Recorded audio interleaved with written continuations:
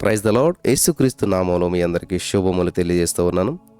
ఈరోజు మనం ధ్యానం చేసుకోబోయేటువంటి వాక్య భాగం నిర్గమకాండం 2వ అధ్యాయం 7వ వచనంలో ఒక చిన్న మాట, నేను వెళ్ళి. స్తోత్రం దేవా సర్వోన్నత సర్వాధికారి. ఈరోజు ఈ యొక్క వాక్యములో ఉన్న సత్యపు లోతులకు మమ్మల్ని నడిపించి బలపరచమని యేసుక్రీస్తు నామంలో ప్రార్థించిన మేము పొందుకుని ఉన్నాం తండ్రి, ఆమెన్. పిల్లలు గమనించాలి, నేను వెళ్ళి అసలు ఏమున్నది ఈ రెండు మాటల్లోనూ అని చూసినట్లయితే అసలు ఎవరి మాటలు పలుకుతున్నారు అంటే మోషే గారి అక్కగారైనటువంటి మిరియాం గారు పోతీఫర కుమార్తె అయినటువంటి ఆ పోతీఫర కుమార్తెతోటి పలుకుతున్నటువంటి మాటలు ఇవి. వింటున్నారా? ఒక స్త్రీ ఇంకొక స్త్రీతో పలుకుతున్న మాటలు. ఆమెనే చిన్నదే, ఆమె రాకుమార్తెతో పలుకుతున్న మాటలు ఏమంటే తెలుసా? నేను వెళ్ళి. దేవునికి స్తోత్రం కలుగును గాక. చూడండి ఎందుకనంటుంది ఈ మాట అంటే, మోసే గారి యొక్క అక్కగారు ఏం చేస్తుంది? దేవుని చిత్తాన్ని నెరవేర్చడానికి ఎంత చక్కగా తనను తాను అప్పగించుకుంటూ ఉన్నది. దేవుని యొక్క ప్రణాళిక నెరవేర్చే విధంగా ఆ ప్రణాళిక నెరవేర్చబడటానికి తను ఎంత చక్కగా అప్పగించుకుందో ఇక్కడ స్పష్టంగా కనిపిస్తూ ఉంది. ఇక్కడ మోసే గారి అక్క మాట్లాడిన ప్రతి మాట, చేసిన ప్రతి పని కేవలం దేవుని ప్రణాళిక నెరవేర్పు కోసమే కదా, దేవుని యొక్క చిత్తం నెరవేర్చడానికే కదా. ఫరో కుమార్తె మరి ఒక నది దగ్గరికి వెళ్తుందంటే ఖచ్చితంగా ఆమె ఒంటరిగా వచ్చే అవకాశం లేదు.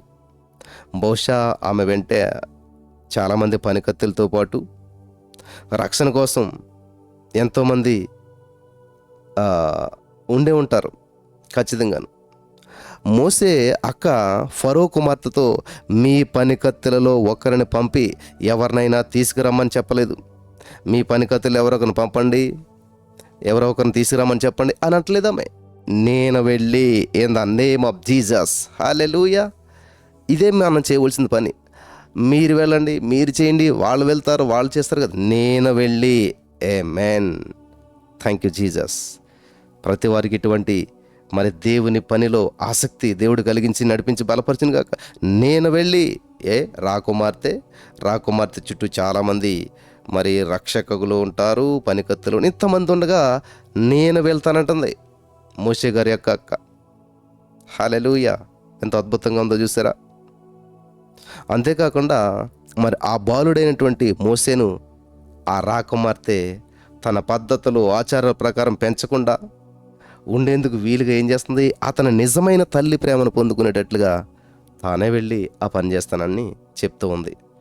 ఫరో కుమార్తె అడగకుండానే, తాను ఆజ్ఞాపించకుండానే ఆమెనే ముందుకొచ్చింది. ఒకవేళ రాకుమార్తె పెంచినట్లయితే అన్ని ఐగుప్తు దేశపు కట్టుబాట్లు వస్తాయి.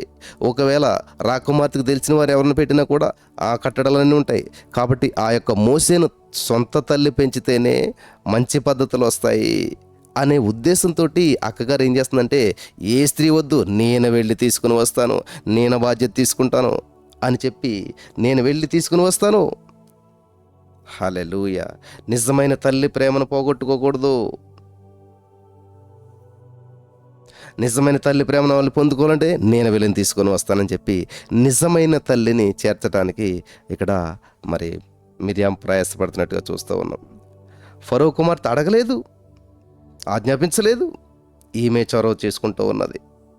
చాలామంది దేవుడు చెప్పలేదు మాకు, దేవుడు చెప్తేనే చేస్తాం అని మొండికేసి కూర్చుంటుంటారు. కానీ ఇక్కడ ఫరో కుమార్తె దేవుని స్థానంలో కనిపిస్తూ ఉంది మనకు, దేవుని కనికరమంలో కనిపిస్తూ ఉంది మనకు. హల్లెలూయా. చాలా అద్భుతంగా ఉంది కదా. కాబట్టి ఫరో కుమార్తెతో చెప్పి నేను వెళ్ళి అంటుంది. ఆమెనే ఆ పని చేయాలని కోరుకుంది. బహుశా అందుకేనేమో దేవుడు ఆమెను ఒక ప్రవక్త్రిగా తన ప్రణాళికను ఆమె యందు నెరవేర్చాడు. ఎవరు వెళితే అక్కడ దేవుని కార్యం నెరవేర్చబడుతుందో, ఏ పని చేయడం వల్ల ప్రభు ప్రణాళిక జరుగుతుందో ఆమెనే ఆ పని కోసం వెళ్ళింది. దేవుడు నిన్ను వెళ్ళమనే చోటుకు నువ్వు వెళితేనే మంచిది. ఆయన పనిని చేయడం అన్ని పనుల్లోకెల్లా ఉత్తమమైంది. ఆయన చిత్తాన్ని నెరవేర్చాలని చెప్పి ఆశ కలిగి ఉండటం ఎంతో శ్రేష్టమైన కోరిక. ఇక్కడ మోసే అక్క తాను వెళ్తాను అని చెప్పడం లేదు. లేదా నా వల్ల అయితే వెళ్తాను అని చెప్పడం లేదు. మరేమంటుంది? నేను వెళ్ళి అని అంటుంది. అంటే ఎప్పుడో చేస్తానని చెప్పట్లేదు, ఎప్పుడో చేస్తానని కాదు, కానీ ఇప్పుడే చేస్తాననేటువంటిది ఆమె యొక్క ఉద్దేశం. ఒకవేళ దేవుడు కూడా నీతో చాలా కాలం క్రితం నుండి తన పని చేయమని చెప్పి, తాను చెప్పిన చోటుకి వెళ్ళమని చెప్పడానికి ఎన్నో విధాలుగా ప్రయత్నిస్తూనే ఉన్నాడు అనుకుంటా. గమనించు. మరి ఆయన నిన్ను తన పని కోసం వెళతావా అని అడిగితే నీవు చెప్పే సమాధానం ఏంటి తెలుసా? నీకు తెలుసు. ఆయన ఎంతకాలంగా ఎదురు చూడనిస్తావు? నేను వెళ్ళి నీ పని జరిగించడానికి ముందుంటాను ప్రభువా నువ్వు చెప్పగలిగితే, నన్ను పంపు ప్రభువా నేనున్నానని నువ్వు చెప్పగలిగితే ఎంత అద్భుతంగా ఉంటుంది. దేవుని ప్రణాళికలో ఉన్నటువంటి నీవే ఆయన నీ కోసం ఉంచిన తన పనిని చేయకుండా ఉంటే, ఇంకా దానికి సమయం కావాలను, అందుకు నేను ఇంకా తగిన దాన్ని కాను అని అంటూ ఉండటం వల్ల ఏ మాత్రం ఆశీర్వాదం కాదు కదా. దేవుని చిత్తాన్ని నీ ద్వారా ఆయనే నెరవేరుస్తాడు. నీవు కేవలం ఆయన కొరకు నిలబడు, ఆయన మహిమను చూస్తావు. మరి ఆయన చిత్తం అందరూ అంతటా రక్షించబడాలనే కదా. మరి ఈ రక్షణ పనిలో నీ వంతుగా నీవు చేయవలసింది చేయకుండా అలా ఉన్నట్లయితే దేవుని చిత్తాన్ని నువ్వు ఎలా నెరవేర్చగలుగుతావు? దేవుని చిత్తాన్ని నువ్వు ఎలా నెరవేర్చగలుగుతావు?